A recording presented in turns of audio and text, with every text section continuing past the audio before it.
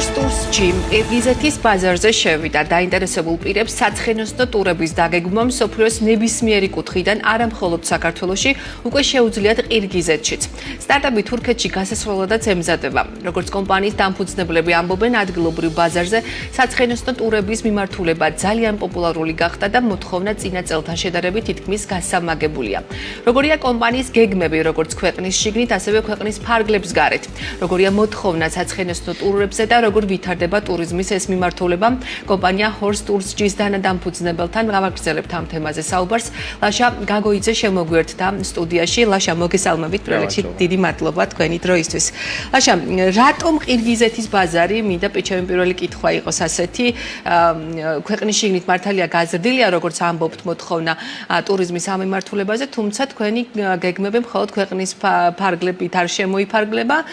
გახვედით ასე ვთქვათ, მოდის ასე ვთქვათ, საერთაშორისო ბაზარზე და თურქეთშიც განიხილება უახლოეს პერიოდში, რომ იქაც გექნებათ შეთავაზებული ტურები. რატომ რამდენად დიდი მოთხოვნა მოდის ამ ბაზრებიდან, რამაც გადაგაწყვეტინათ ამ ბაზრებზე შესვლა?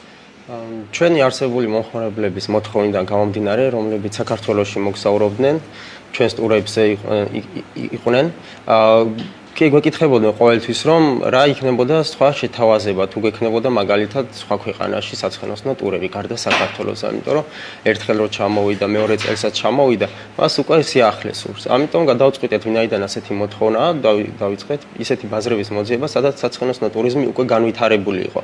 და აღმოაჩინეთ, რომ ესეთი ქვეყნებია ყირგიზეთი, ყაზახეთი, თურქმეთი, ევროპის რამდენიმე ქვეყანა, ამერიკის შეერთებული შტატები. და დავიწყეთ იქაური კონტაქტების მოძიება.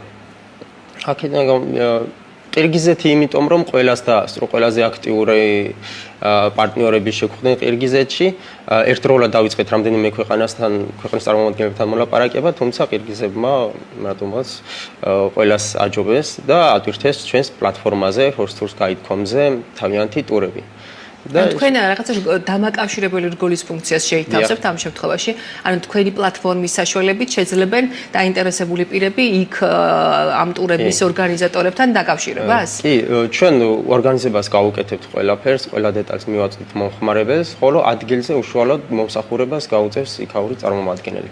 ისევე როგორც საქართველოშიც ასე ხდება, ჩვენ ვართ დამაკავშირებელი რგოლი სხვა მეცხენეებთან და საცხენოსნო გიდებთან, ხოლო უშუალოდ მომსახურებას ისინი უწევენ. კი ბატონო, თურქეთი რა პერსპექტივაში ფიქრობთ, რომ უკვე თურქეთშიც გექნებათ მსგავსი შეთავაზება? თურქეთში უკვე ყველაფერი შეთანხმებულია და მხოლოდ ის დარჩა, რომ ჩვენს ძირითად პლატფორმაზე horstours.ზე გამოჩნდეს მათი საცხენოსნო ტურები. დანარჩენი დეტალები უკვე შეთანხმებულია. კი ბატონო, ლაშა, ქვეყნის შიგნით რამდენად არის მოთხოვნა? ანუ თქვენი ასე ვთქვათ კომპანიის დამფუძნებლების ინტერვიუებს რომ გადავხედე, ვიცით რომ აქ ადგილობრივებზე მეტად მაინც უცხოელი ტურისტები აქტიურობენ და მათი მხრიდან არის დიდი მოთხოვნა.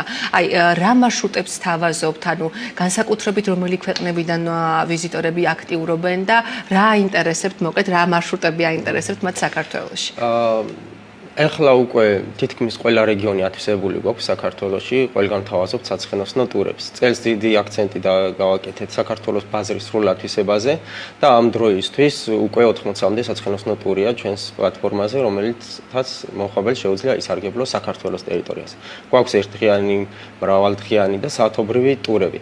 ყველაზე მეტი მოთხოვნა მოდის ისეთ ტურებზე, რომლებიც თბილისთან ახლოს არის და აქტიური ტურისტული მარშრუტებია, მაგალითად ბორჯომი, სვანეთი, თუშეთი, ყაზბეგი და ასე შემდეგ.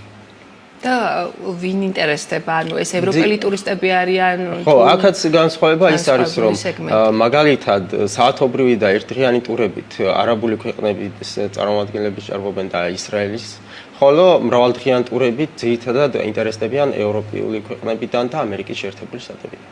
აი მაგალითად ამ ზაფხულის განმავლობაში სეზონზე დაახლოებით რამდენი ვიზიტორი გყავდათ და აი წინა პერიოდებს თუ შეადარებთ, თუ არის ეს თვალშისაცემის ზრდა და რას უკავშირებთ იმას, რომ ცნობადობა უფრო მეტად გაიზარდა ტურიზმის ამ მიმართულების მიმართ ჩვენს ქვეყნის შიგნით, თუ უშუალოდ თქვენი როლიც ძალიან დიდია საინფორმაციო კამპანიის წარმოების კუთხით?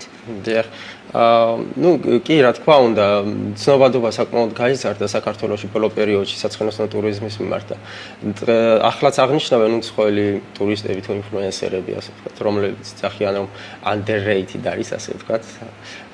ჯერ კიდევ საქართველო, თუმცა ამ ცნობადობის გაზრდამ საცხენოსნო ტურიზმთან დაკავშირებული წარმოებულმა კამპანიებმა და ასე შემდეგ განაპირობა ისიც, რომ ქართველი მომხმარებლებიც მოგვემატა. აი რიცხვებში გამოხატული და რაც შეეხება მომხმარებლების რაოდენობას, 1000-მდე მომხმარებელი ყავდა წელს, რაც წინა წელთან სამჯერ მეტია, საკმაოდ გაიზარდა. და ეს იმანაც განაპირობა, რომ ჩვენს პლატფორმაზე თუ წინა წელს 20-მდე საცხენოსნო ტური იყო, ახლა უკვე 80-მდე გვაქვს და ეს მრავალფეროვანი არჩევანი და მრავალფეროვანი შეთავაზება მომხმარებლისთვისაც უფრო მოსახერხებელია და თუ ადრე მხოლოდ რამდენიმე რეგიონი ქონდა ათვისებული და სხვა რეგიონებში ვერ თავაზობდით ტურებს, ახლა უკვე სხვა რეგიონების დაგვემატა და ის მომხმარებელი, რომელიც იმ რეგიონიდან გვიკავშირდებოდა და გვეკითხებოდა, იყო თუ არა შესაძლებელი მასთან ახლოს რამე საცხენოსნო ტური ყოფილიყო, ეს შესაძლებლობა დღეს უკვე აქვთ. აი რამდენი პარტნიორი გყავთ აი ვინც უშუალოდ გეგმავენ ამ ტურებს თქვენთან ერთად აქ როგორც ამბობთ მოიცავთ მთელი ქვეყანა ხომ მთელი ქვეყნის მასშტაბით შესაძლებელია ამ ტურების დაგეგმა რამდენი პარტნიორი გყავთ და კონკურენცია რამდენად არის ამ თქვენს სეგმენტში თქვენ ყველაზე ცნობადები შეიძლება ვთქვათ რომ ხართ ამ ბაზარზე ხო აი კონკურენცია თუ არის ამ საცხენოსნო ტურიზმში რა თქმა უნდა 50-მდე პარტნიორი ყავს და რამდენიმე მათგანი სხვადასხვა ტიპის ტურს თავაზობს მომხმარებელს კონკურენცია რა თქმა უნდა არის და რაც უფრო მაღალი იქნება კონკურენცია უკეთესია იმიტომ რომ ჩვენ ჯერ კიდევ ბევრი გვაქვს სერვისის მიმართ დასახვეწი და შესაბამისად როდესაც კონკურენცია მოიმატებს ეს ჩვენი ადგილობრივი მეცხენები და საცხენოსნო გიდებიც ასე ვთქვათ კონკურენტული უპირატესობის მოპოვების მიზნით შეეცდებიან გააუმჯობესონ თავიანთი სერვისი და მომსახურება რაც მხოლოდ წაადგება როგორც ჩვენ ასევე ქვეყანას კი ბატონო, ფასებიც ასევე საინტერესოა. თქვენ აღნიშნეთ, რომ საათობრივი, დღიური და რამდენიმე დღიანი ასე ვთქვათ, ტურებს თავაზობთ ხომ დაინტერესებულ პირებს. აი, ფასები როგორ არის და რამდენად კონკურენტულია ეს ფასები, თუნდაც იმ ქვეყნებთან შედარებით, რომელთანაც სამომავლოდ ეხლა აპირებთ უკვე პარტნიორობას და თანამშრომლობას. სხვა ქვეყნებთან შედარებით კონკურენტული ფასებია საქართველოში ზოგადად და კონკურენტული ფასებია უფრო მეტად აღმოსავლეთ საქართველოში, ვიდრე დასავლეთ საქართველოში. რატომღაც ესეთი ტენდენცია ეს შეიძლება იმის გამოც არის, რომ საქართველოში უფრო მეტი საცხენოსნო გიდი და გამყოლია ვიდრე დასავლეთ საქართველოში და უფრო მეტად არის გაჯერებული აღმოსავლეთის მხარე. ფასებს რაც შეეხება 50 ლარიდან იწყება ჩვენი ფასები ჩვენს ვებგვერდზე და იმის მიხედვით იზრდება ვის რა ტიპის ტურიზმს რა მომსახურებების ჩათვლით. თუ საათობრივი ტური 50, 70, 100 ლარის ფარგლებში მერყეობს, მრავალდღიანი ტურები შეიძლება 2000 და 5000 ლარიც ღირდეს. კი ბატონო. ლაშა, ძალიან დიდი მადლობა ინფორმაციის გაზიარებისთვის. მე წარმატებებს გისურვებთ ქვეყნის შიგნითაც და ასევე მის ფარგლებს გარეთაც.